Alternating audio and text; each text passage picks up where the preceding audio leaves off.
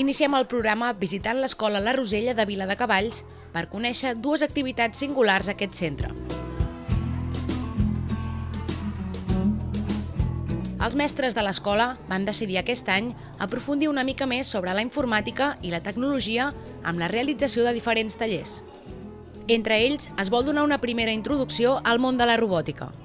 El taller consisteix en proposar un repte tecnològic que els alumnes han d'intentar superar i entendre per fer funcionar els seus petits enginys.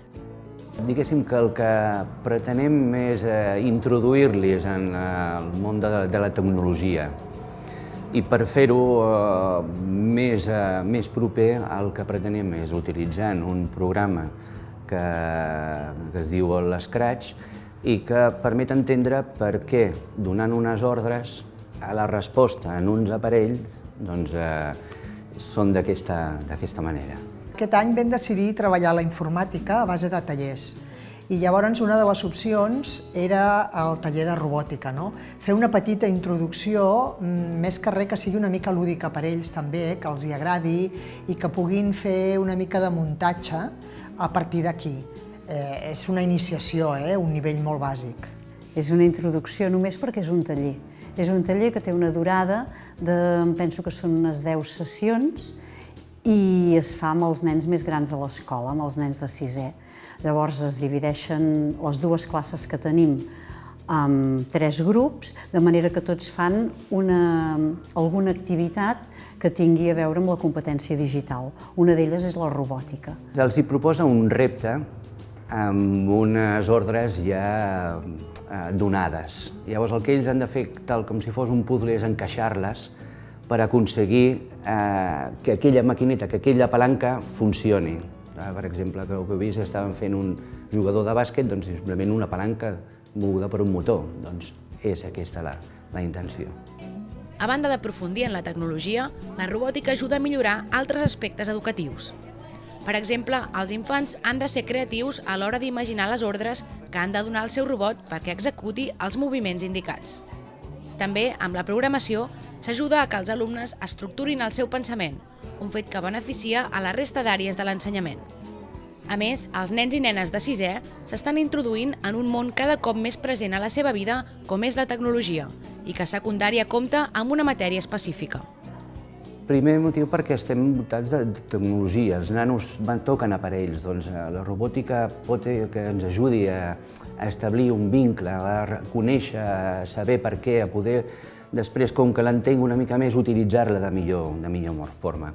Però a més, com has dit tu, doncs la robòtica el que pretén crear és un entorn creatiu d'aprenentatge. Concretament la robòtica estructura el pensament, jo crec, perquè la programació es va deixar de fer durant uns quants anys a l'escola, el que era programació, però s'havia fet ja molts anys enrere, coses de logo i així, i a mi em sembla que un ordre, les coses ordenades i veure que si canvies una cosa, doncs tot canvia i que han de tenir un cercle en algunes coses, jo crec que segur que va bé per estructurar el pensament. Parlarem amb l'institut, perquè com que és el primer any que s'inicia aquesta activitat i tenim contacte amb l'institut, tenim pensat també parlar amb ells per canalitzar una mica que no tingui una trencada aquest tema, que pugui tenir una continuïtat en l'IES també, a la secundària. I potser que s'entomi des de la banda de la tecnologia. Veus que ens arriben d'alumnes que ja han sortit de l'escola, ens diuen, bé, això que estem fent ara és molt semblant al que ja havíem fet a l'escola. Vull dir que sí, la idea és aquesta, de preparar-los perquè vagin avançant a la secundària. És una, diguéssim, activitat nova i capdavantera que estimula la imaginació dels nens, treballa el concepte matemàtic, també l'orientació, que d'alguna manera també educació física també la treballem, i és una bona eina. Però si alguna actuació fa singular a l'Escola Rosella de Viladecavalls és tenir un rocòdrom al pati per a que els alumnes aprenguin a fer escalada. La idea de tenir aquest espai no sorgeix ni del claustre de mestres ni tampoc dels pares i mares. El rocòdrom és present a l'escola gràcies a que els seus alumnes van demanar al centre que introduís un element de pati diferent i divertit. Un fet que ha donat una alternativa de joc a l'hora d'esbarjo. Sorgeix dels alumnes, perquè ja fa anys que tenim els alumnes organitzats a les tutories, de manera que tinguin una estona dins de l'horari on puguin parlar de temes que els interessen i tenen un representant que recull tot el que els alumnes de la classe diuen.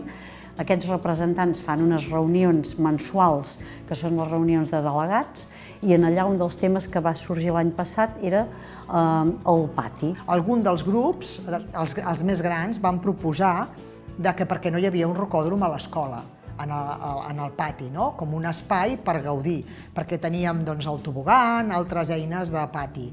I algú va proposar el rocòdrom. I llavors es va gestionar, vam preguntar aviam si això era possible, si hi havia alguna persona que ens el pogués fer, i es va portar a terme. Sí, va ser una idea que va partir d'ells. D'alguna manera volien fer altres activitats que no fossin les típiques de pati. Llavors, veient en aquella paret que es podria aprofitar, vam pensar, agafem la vostra idea i la plantegem. És una eina de pati important, perquè si no, els nens sempre tendeixen a jugar les mateixes coses. Si tu dones eines per variar el joc, clar, el futbol, diguem-ne que és l'esport rei a l'hora del pati, però també hi ha molts altres nens que el futbol no els interessa, i llavors també has de donar sortida amb altres jocs. S'han après a organitzar, també s'ajuden entre ells, i després la utilització que en fan del rocòdrom és molt acurada.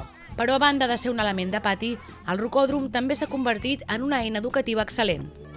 Primer, per l'àrea d'educació física, on els mestres aprofiten l'equipament per ensenyar un esport diferent amb molts beneficis en el desenvolupament físic dels nens i nenes. A més, els alumnes de quart han estat els encarregats d'explicar a la resta de companys de l'escola com funciona el rocòdrom, quines normes s'han de seguir i com s'ha de cuidar l'equipament perquè duri molts anys. Els alumnes de quart són els que ens van recomanar que fossin els que anessin a un lloc a Terrassa on tenen un rocòdrom molt més gran i que els monitors d'allà els hi expliquessin amb més detall encara coses diferents sobre com era l'escalada. I aquests alumnes són els que després han anat vigilant i ajudant els seus companys de l'escola a utilitzar-lo bé, a fer un bon ús del rocòdrom. És una activitat nova, és diferent, es treballa el que és la força de braços, de cames, estan en l'aire, que a ells els agrada pujar i sobretot, i és una activitat motivant. I l'expert és qui va dir, hi ha d'haver, per exemple, aquella ratlla vermella que hi ha, això és important perquè havia de ser un rocòdrom segur, i és per això que és un rocòdrom horitzontal.